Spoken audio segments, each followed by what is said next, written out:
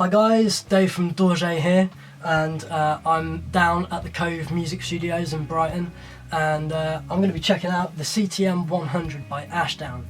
It's an all-tube bass amp and it really packs a punch. It's quite a special amp and it's got some features on it that I don't really think I've seen before, and definitely not on a bass amp. So let's go check it out. To start off with, I'll just run through kind of the front panel and give you an idea of what's on there. First thing is we've got high and low input for active or passive basses.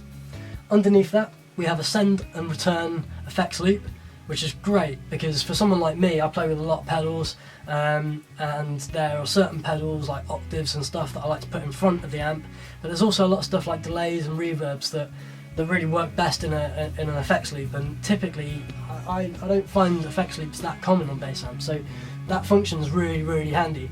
And it's amazing how much I found my tones kind of clear up just from having those kind of pedals in the loop.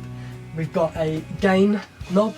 Now there's a preamp valve in this amp which basically lets you drive the input, so you can crank this thing and start getting some pretty serious distortion just from the amp. And then above that we've got a little switch that basically just gives us kind of mellow sound or a gain sound. When the mellow's in, it just kind of like warms things up and kind of like kicks out this kind of like just this nice sort of low end that kind of fills the room. We've got a bass knob and again a dip switch for, well not a dip switch but a push switch for bass or deep. So again that's kind of like a bit of a shift. When the deep's in, you kind of get this 50 Hz kind of bloom. It just kind of changes where the attenuation of the bass is, of the bass control. And that's really cool, that's quite handy. Moving on, we've got the middle, and again there's a mid shift button just above it. For me, this has been the thing that sold the amp to me more than anything else.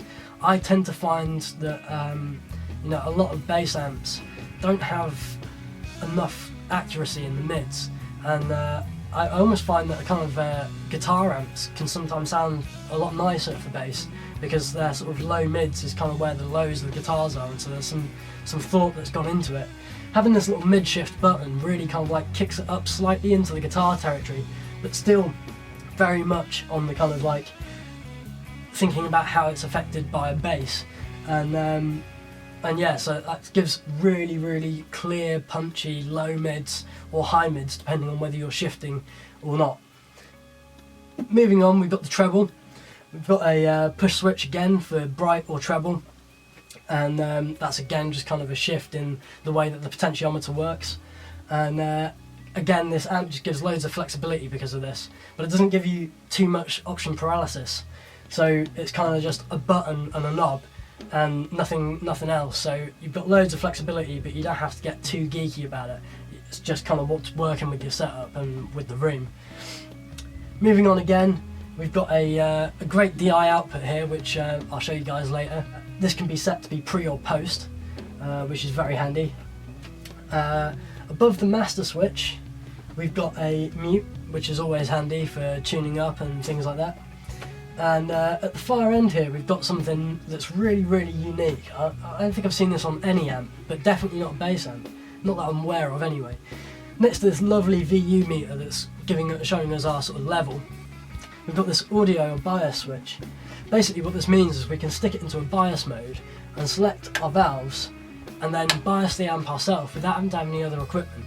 That's really handy, particularly for the touring musician that, you know, amps get knocked about, or you know, go over to other countries and you've got different voltages and things like that, and sometimes that really messes with the bias of the tubes. So having that there just means that you can kind of on the fly just, you know, tweak the amp and make sure that it's always sounding great. The other thing that is really great for road maintenance is there's a hatch at the very top of the amp, which allows you to be able to take it off and then get inside and change the valves really easily without having to get sort of all the back off it and all, you know, deal with all the fiddly bits. This really is a really well thought out amp, and most of all, it sounds brilliant. So I'll take you through a few sounds. We'll do some clean sounds.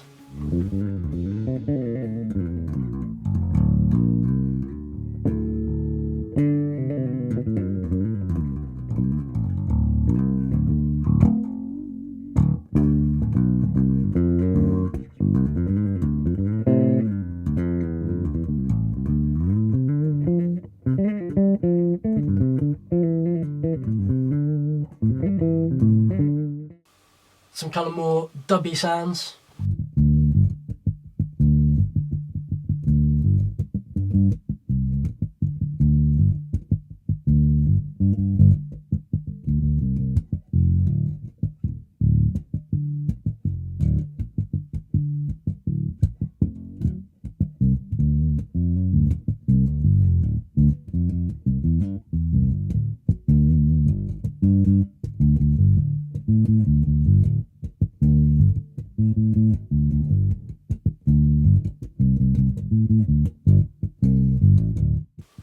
Maybe a bit of slap.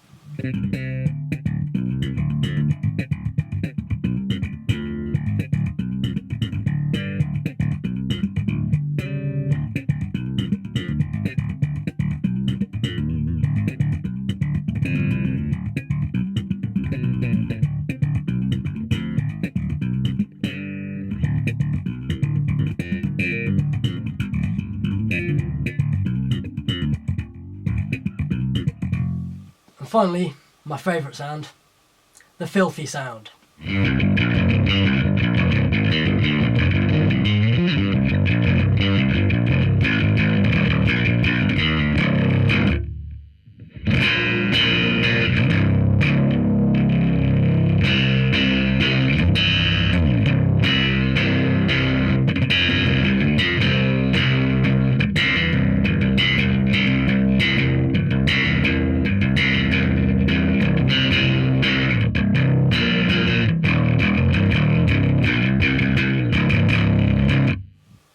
So as you can see, this is an amazing amp. It's 100 watt, although they do come in a 300 watt version as well. The 300 does add a little bit more sort of headroom if the clean sound at massive volume is kind of what you need. But if you just want a clean sound at a usable volume, and to be able to get that kind of valve drive nice and simple, if you're using drive a lot then it's brilliant. Then the 100 watt is amazing for that.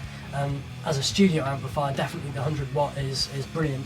It means that you can get that kind of tube saturation and start using some microphones like ribbon microphones that are very sensitive, and you can kind of stick them on there without worrying about damaging the microphone, because the SPL level is kind of a bit more controlled whilst you're still getting that saturation from the valves. The back panel of the amp's pretty simple really. You've just got 3 outputs for speaker outputs, a 2 ohm, a 4 ohm and an 8 ohm output, and you've got the preheat, which is basically a standby, and then the full heat, which is just, you know, turning on the valves. One thing you should know is that with valve amplifiers, the tubes are quite delicate and they need time to warm up and cool down. So the preheat function, the preheat switch, allows you to start warming up the valves without passing any signal. And then you put on the master switch, and then all your sort of volume will start coming through. You should also be aware that at the end of a set, or after it's been on for a long time and you're about to move it, you want to put it back on, switch off the master switch, let it cool down a little bit, switch off the preheat, and then just try and leave it there for as long as you can before you start moving it about, particularly if you're going to then throw it into a cold van. If you want to check out some more Ashdown products, you can head over to their website, or you can also head over to my YouTube channel, where you can find some more product demonstrations on some of their other gear, pedals, effects and all that kind of stuff. So I hope you've enjoyed this video, take it easy, and I'll see you guys soon. Cheers.